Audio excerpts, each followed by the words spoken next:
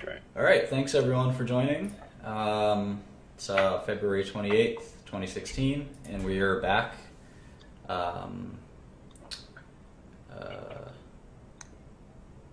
Thanks for joining. I don't know why that dude just left, but that's irrelevant. So again, thanks for coming in. This is kind of the first recorded finance lesson that will be kind of recorded and put on the internet and saved for all of eternity. I'm here with Charlie, my co-host, and I guess we had two sort of investing students, but technical difficulties are prohibiting that. So, it's no problem. Moving on. we can handle this ourselves. But if you want to be a student, you can explain to some of the moderators like Josh or whomever, and they'll throw you on. So anyway, I get a lot of requests to do this, and it's probably my most popular topic. So thanks for joining. A lot of people want to learn about finance and learn about investing. There's going to be this format will be a little bit different. We're going to have both the Blab open, which is a four-way video chat, and then we're going to have the YouTube open, which is kind of a little bit different. It's more of me displaying information, so I can draw stuff and kind of show you things with my Sketchpad here, or my PowerPoint, or Microsoft Excel, or Bloomberg, and I'll do that. So the way I like to start this off is by talking about goals. I think a lot of people go into finance and investing, and they don't understand kind of what they're after, and I think they have some strange misconceptions about what finance and investing is, and I definitely want to help clear up some of those misconceptions. I think one of the biggest things that you have to understand about finance and investing is that it's not for everyone. I think there's this perception that because you can open a stock trading account that you can do it too. I'm going to unfortunately probably crush a lot of hopes and dreams right now, and that's not necessarily what I'm trying to do, but I think it's a good idea to be realistic about what you're trying to get after, and so one of the things that I like to go through is my own personal roadmap and my own personal story, because that'll help give you some insight into what that looks like. And so in any event, I was born in Brooklyn, New York in 1983, so I'm 32 now. And like most people, at some point in my life, I learned that there was something called the stock market. And I'd say most people find it fascinating. I am recording this. Some people don't find it fascinating. They'll never interact with the stock market. But if you found it fascinating the second you were exposed to it like me, you wanted to learn everything about it. And I was probably about 12 or 13 years old when I learned that there was a stock market. And I begged my dad, who is an Albanian immigrant, to open a stock account for me. And he did. I was surprised. I begged him a lot, and he finally opened up a stock account. And the minimum amount of money that you needed to invest in a stock account was $2,000. And I think it was, I invested in that stock account for a while, and then I ended up getting an internship and a job at a hedge fund. So when I was 16, 17, and that was an unusual early look into investing at working at a hedge fund. And I ended up staying in the hedge fund industry for some time after that. But I think what's important to understand is I never had any dreams of turning my initial investment into a lot of money. In fact, at the end of the day, what I understood and what I'm trying to tell you now is that when it comes to kind of this concept in the industry called OPM, or other people's money, and then we have, and I'm drawing this on the YouTube, and then you have a family office. There's sort of two options, right? And nobody here is wealthy enough, I don't think. Most of you at least are not wealthy enough. I'm sure there's someone who is, but most of you are not wealthy enough to just have your own family investing office. And what that means is you don't have any investments from any third parties, you don't have any partners, you don't have any investors, it's just your money. And there's a few people who are like that. George Soros is a good example. I was in his office the other day. Carl Icahn, Michael Bloomberg, Michael Dell. Most recently, Steve Cohen, a good one. Bill Gates has a family office called Cascade. I heard if you call Bill Gates' family office Cascade, they hang up on you and they say, "How'd you get this number?" And they change the number. But like a few hundred people work there, and in any event, the point is there's a handful of people that say, you know what, I don't even need investors. I'm just going to invest my own money. If you look at that list, that name, Soros, Icahn, Bloomberg, Dell, Cohen, and Gates, you are not that. You are not that. You will probably never be that. If you do want to succeed in investing, you're going to have to go the OPM route, other people's money, as we say. Other people's money. And that doesn't have to be people. It could be pension funds and banks. Companies. And, yeah, banks. Would you consider that other people's money? Sure, of course. It's not yours. Anything that's not yours is other people's money, right? So, it could be. It doesn't have to be people specifically. So who does this other people's money approach? Virtually everyone else. And so if you think about big hedge funds, Oxif, Citadel, I don't know, let's see, private equity, Carlyle, Fortress, even Berkshire Hathaway is technically only half owned by Warren Buffett. So even Warren Buffett, the richest man in the world, still invests other people's money. 3G Capital, I always talk about them, but Sure. They use Buffett's money. I mean, they use a lot of other people's money, but Yeah. that's just one example that they use him as a financing partner. Yeah, and so the point I'm trying to make is that this concept that you will, Pershing Square, Greenlight, Third Point, all those hedge funds. So the point I'm trying to make is that if you have any ideas of you taking your money and making it a huge fortune, I think it's probably really unlikely and a little crazy. There's certainly people who have done it, who have gone from zero to hero. I'll give you a few examples. There's a guy named Joe Lewis. If you're dead set on it, it's doable. I just don't recommend it. You look these people up. Joe Lewis was a currency trader. And even, I think he's probably the best example. I was going to say some people got their start, like Bruce Kovner is a really good example, who kind of got his start doing that and ended up sort of getting more family office-y.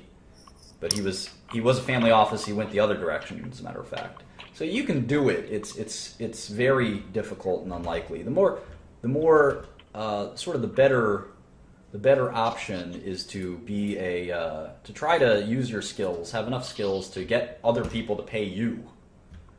And so from my perspective, I tried to be as realistic as possible. I was 17 and I said, all right, I'm poor. If I save every penny I have, I'll still be poor. And what I need to do is find a way to stop being poor. And the best way to do that is to gain some skill that someone's going to pay me for. And that skill is not turning a little bit of money into a lot of money. That's very difficult to do, as I'll explain here in a second. The very best investors of all time, the very, very best investors of all time make about 20% annual returns. And that's on the high end. That's a miracle, 20% annual returns. Most of them are making 10 to 15% annual returns. Anything above 20%, I think a lot of people view as suspicious. And this is, you can certainly make more than 20%. What I'm referring to is when you're managing other people's money. It's very difficult to make more than 20% per year. Obviously, some years you'll be up 40%. Some years you'll have made no money, maybe even lost money. But in general, the idea that you can make more than 20% a year over the long run is fallacious at best. There are people who have done it. Renaissance Capital, for instance, Renaissance Technologies, made more than 50% annual returns for a long time. Having said that, they did it in a way, quantitative investing, that was more of a business than an investing success, if that makes any sense. There's no value. Can you expand on Renaissance a little bit more? I've ran across them recently. So, I mean, I know that they have like a 30% turnover of their stocks. Are they just like using algorithms or what's going on? Yeah, it's all algorithmic. Everyone asks about Renaissance. We'll talk about it at some point later. But if you look at Warren Buffett, right, widely considered to be the greatest investor of all time, his average annual return, I want to say, is something like 15%. In that sort of category. It's not a miraculous return. So just keep that in mind. In any event, it's the power of compounding that, I mean, obviously it's obvious, but 15% or 20% a year for 20 years compounds into a whole lot of money. Yeah, especially if you're getting fee income. That's the key, is that if everyone says, well, what can I do with $2,000? What can I do with $20,000? What can I do with $50,000? Absolutely nothing. Absolutely nothing is the answer. Don't waste my time or your time thinking about it. If you want to be an investor, you have to become a great investor first, and then you can think about making money second. It doesn't work the other way around. You can't just ask people for stock tips or. That's a good one, Gigi. You can take the $20,000 and go on a nice vacation, basically, but you gotta worry about getting your skills, and then hopefully someone pays you for your skill. So that's sort of the point there. So yeah, for a long time you'll be sort of getting fees instead of making your own money, which is or making money on your own money, which I think is actually great, because the thing about fee income is you could be wrong on your advice and you still get paid, which obviously isn't a great thing. But if you're let's say you're an analyst at a hedge fund and you're making, I don't know, $1 million a year because you're a good analyst, and for 5 years you make $1 million a year, and then your 6th year you make the stupidest recommendation. You say, I want you to go long. I'll pick something that went down a lot.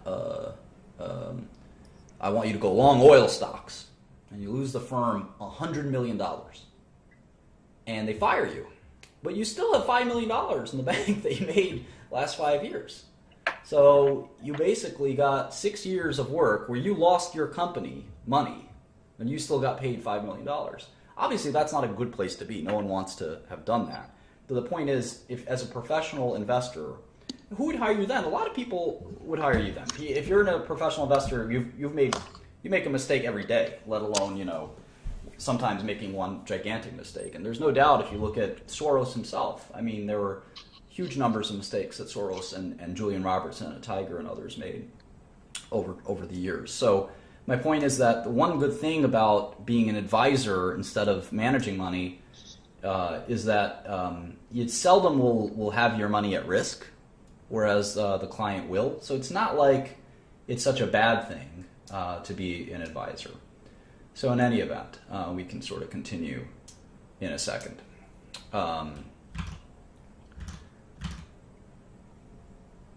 And then finally, I mean, the idea that your advice has to be worth something to someone before it can be valuable to yourself, I think that makes sense, right? From my perspective, I sort of said, well, I can try to invest my own money, my tiny amount of money, but why would I do that if someone else isn't willing to pay me for my advice? I mean, if I'm so good at this, there should be, and there's a free market out there should be someone who's willing to pay me and say, okay, I want to know what biotech stocks that you like, or what oil stocks do you think are good shorts, or what trades to do. I think that made a lot of sense to me as a kid, is that before I can invest someone else's money, someone should be paying me for at least some advice, one good stock pick a year, something like that, where it would make sense that I would be able to provide advice. And I also recognized as a child that I couldn't become an expert on something quickly. I wasn't going to. As a child, I looked at this kind of doe-eyed and said, "There's no way that I, a 17, 18-year-old, could just look at this and become an expert in, a year or 2 years." I understood that it would take 5, 10 years. And again, that's a good reason why it made sense to sort of take money to make money as an apprentice, to make money as an analyst, not to be the head honcho. That didn't make a lot of sense to me. And if I did it all over again, I probably would have stayed in that kind of vice president type, role, instead of being the big boss even longer than I did. So in any event, that's the way my personal roadmap worked. Like I said, I mean, I really like to point out that a modest rate of return is what you should be modeling out. There are large return strategies that exist very briefly, and they're mostly discovered by luck and not a systematic approach. So I know a lot of people, in fact, here's some moron commenting right now, so-and-so turned $2,000 into $7 million. Look, these things do happen, but they're, like I said, they're not systematic. They're luck. Yes, there's one person out of 20,000 people that try, that get a few trades, in a row right, and they'll make some money, and then they'll lose it again. And if they don't lose it again, it doesn't mean anything to you. You don't want to make money because you're lucky. You want to make money because you're good, and you have an approach that will work, whether it's a bull market or bear market, or you got lucky or you didn't get lucky, or whatever the results may be. So that's sort of the perspective that I think we're going to take here. Is we're not looking for quick hits. We're not looking for one fast way to make money. We're looking for a very long-term 50, 60-year approach that will work until the day we die, and we'll be getting a good, not an exceptional or insane, but a good, healthy rate of return for a long time. I'd be happy to make 7% annual returns the rest of my life. That would be an enormous return, in fact. And I think I'll tell you all about my theories on this, that I actually think that a 7% return is very difficult return to generate over the long run. Okay, so let's go to my next slide. So that's my sort of personal roadmap. The next part is just sort of, trying to achieve that and planning for it. And I think that this is the hardest thing in finance. A lot of people are bad at planning their career, and I would include myself in that as well. I spend a lot of time spinning my wheels, as they say, kind of running to stand in place, or whatever you want to say. Wasting time, and I think that's normal. There's a lot of people that do that before they really hit their stride, so to speak. And I think that that poor planning is difficult. And one of the biggest things is this soul-searching concept. It's very hard to know at a young age if you want to look at stocks for the rest of your life. You can't. It's sort of like when you ask a child what they want to be when they grow up, and they say astronaut, and then 5 years later you ask them about their astronaut dreams, and they don't know what you're talking about. It's not that different when you're 21, you're out of college, and your first job is an investment banker or a hedge fund analyst, and do you really want to do that for the next 20 years? And the answer is probably not. So for me, I thought I really liked stocks, and then I changed my mind. I really liked starting drug companies. I might change my mind again. And I think just being cognizant of that is sort of a difficult and tough thing to do, and it takes a lot of sort of stamina to do that. And most importantly, I think you have to have a Socratic attitude towards what your own strengths and weaknesses are. For instance, one of the things I didn't realize early on is that I happen to be extremely creative as an investor, and that's not something that I appreciated or understood early on. And it turns out creativity is extremely important in investing. But discipline is important too, and you had to be Socratic about whether or not you're good at everything, and nobody's good at everything. Everyone has some weaknesses, and for me, discipline was certainly one of my weaknesses. Another strength I had was work ethic. I could put in 100 hours of work, no problem, and I'd enjoy it. A lot of people couldn't do that. But I had other weaknesses as well. I was certainly early in my career, I was very immature and kind of my interpersonal skills weren't very good. Nowadays, I get along with everyone. But back then, I could be kind of a prick and a bit arrogant as well. And those are things that I kind of learned over time weren't beneficial to me, and probably were still, probably were not only not beneficial to me, but as an investor, but not beneficial to me as a person. So I've gotten a lot better in the workplace, being a friendly person that can collaborate and cooperate with people. So in any event, you have to take this self-assessment, and then the question is, can your career fit into that self-assessment? And it's hard. I think I'm a perceptive person, and I still didn't realize that looking at the stock market for the rest of my life probably was not going to be something I wanted to do. And I still look at the stock market, but the stock market went from in my mind, from being super zoomed in on it and really focused on it. I kind of zoomed out and said, there are actually other investment type opportunities out there that I'm interested in. So I'd encourage anyone to kind of think about that sooner than later, and understand your own weaknesses. The second biggest mistake, I guess, that I think people make, and I see this, it's much more subtle, but I see this in people who are 30, 40, 50, 60 years old, and it's a refusal to admit that the way you made money for any period of time up until then was an accident. And that is something that I know people who made money for 5 years in the market. They did really well. They made maybe $20 million. And they are still running the same strategy for the next 30 years. And it doesn't make them a dime. And I feel terrible for these people because there are moments in time where like volatility is super expensive, right? For 5 years, volatility would be super expensive. And anyone who shorted volatility for those 5 years made a fortune. But then volatility will be perfectly arbitrage for the next 30 years. And you can't predict this stuff. And that person will label themselves, I'm the best volatility trader.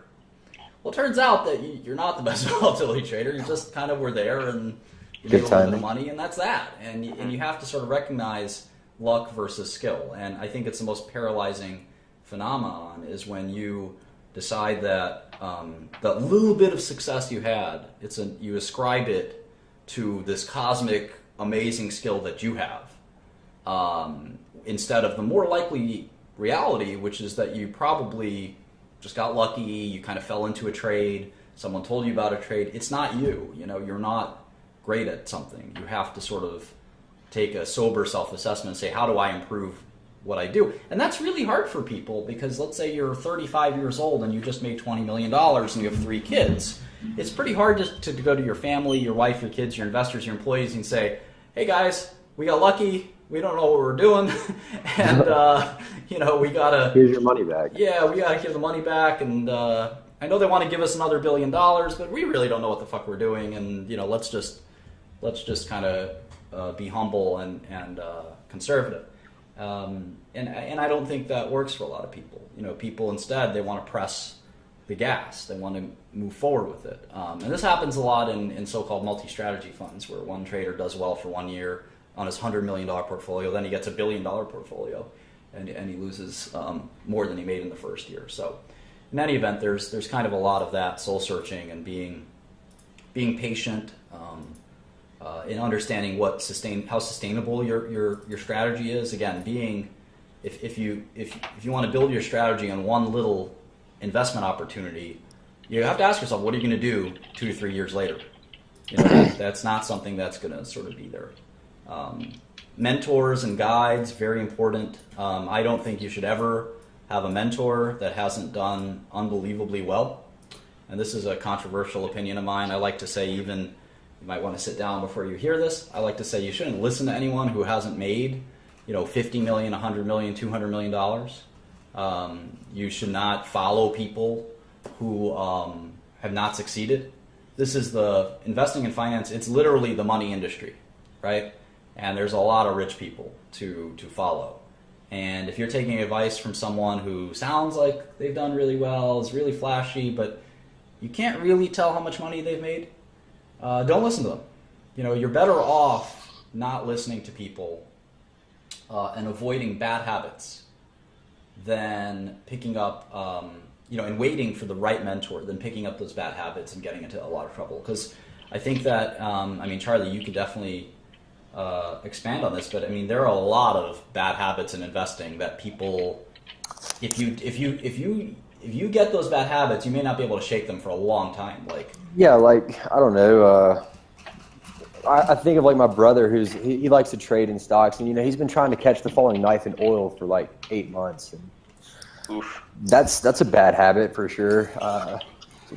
The best way to find a mentor, a good bad habit is not being attracted to a stock because it's fallen in value. That's a terrible habit. Yeah. And I've had to learn how to shake that habit for 10 years. Don't buy the first downtick just because you think it's on sale now. It's a silly and insane kind of habit. Another habit is you buy growth stocks because their revenues are increasing or something like that. There's a lot of ways to kind of, there you go, losers average into losers. Thank you, CT, one of our better participants in this chat.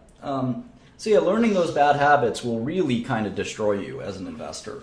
So getting bad advice is, and by the way, there are people who have made $1 billion investing who still give bad advice all the time. It happens. I mean, we all have our bad habits. But you're better off listening to the people that have made 100 million, 500 million, $1 billion instead of listening to the guy that made $1 million by accident. And now he's probably going to go broke soon. That's the kind of person to avoid.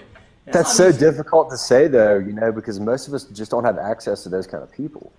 I mean, well, so that's where I wanted to get to that, because it's funny. I like the story where I'm not sure how much of it is true, but it's a cute story anyway.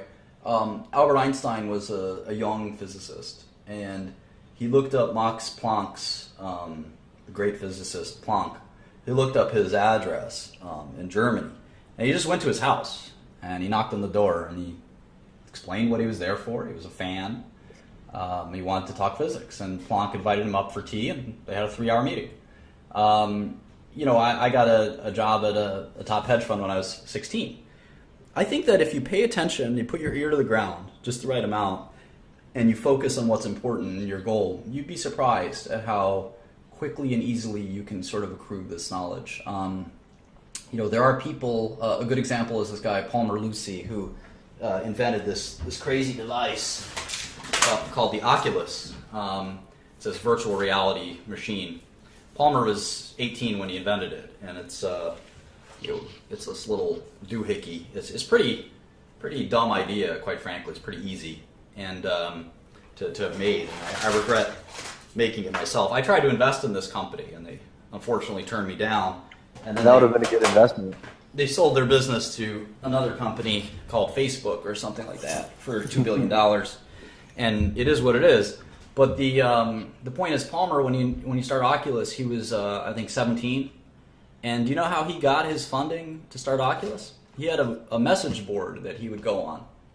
And on the message board, one of the users on the message board was the guy who started id Software, who created Doom, the famous video game. Great game. Great game. And the guy who created Doom, this guy Carmack, was listening to Palmer talk about virtual reality. And Palmer was an expert in virtual reality, even though he was 17 or 18. He was a dropout, I think, or something like that. But he was brilliant at one thing.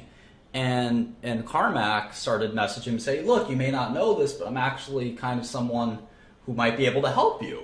And Palmer said, let's discuss that. And they started Oculus. And they created a $2 billion business. So the point is, I think if you focus and you don't, again, to me, it's also about psychology in my PowerPoint here. If you don't think you could ever meet a mentor or a guide like that, then you probably already have lost the game. You have to have some faith that, you're special, you have something to add and value, and that you're going to be persistent. I mean, if you're going to sit there and whine about how you're never going to meet someone who's going to help you, I think you have to be optimistic. You don't have to meet Warren Buffett tomorrow. That's not going to work, right? We know that. But can you meet someone who knows him? Sure. Can you meet someone who knows somebody who knows him? You start building your network, and eventually you'll figure it out. But if you sit there and whine and moan, there's never going to be a billionaire who's going to want to know me, then, well, we'll see. It's absolutely true. So, okay, so how do I teach myself? A lot of people ask this question. Where do I go next? How do I get started? And we'll talk about actual balance sheets and income statements in a minute. But this is sort of a preface. Hey, Martin, I'm really sorry to do this. I'm about to go catch a job with a friend of mine, but it's good to see you. It's great to see you guys. I'm glad you've got such a good following today. I wish I could add more, but yeah, you guys enjoy it. Hopefully somebody that can add to the conversation will take my seat. Thanks, Charlie. Definitely. All right. Martin, do you mind if in half an hour I might run home so I can do this from my computer? It might be a little bit better than my phone. You're more than welcome to. If there's any investing experts who want to take his place, you're more than welcome. Just try to pitch why you should be the person to take the place, and then we'll let you in. Anyway, so how do I teach myself investing? Well, I think this is, again, pretty difficult, but again, my mantra of learning from the best makes a lot of sense. I think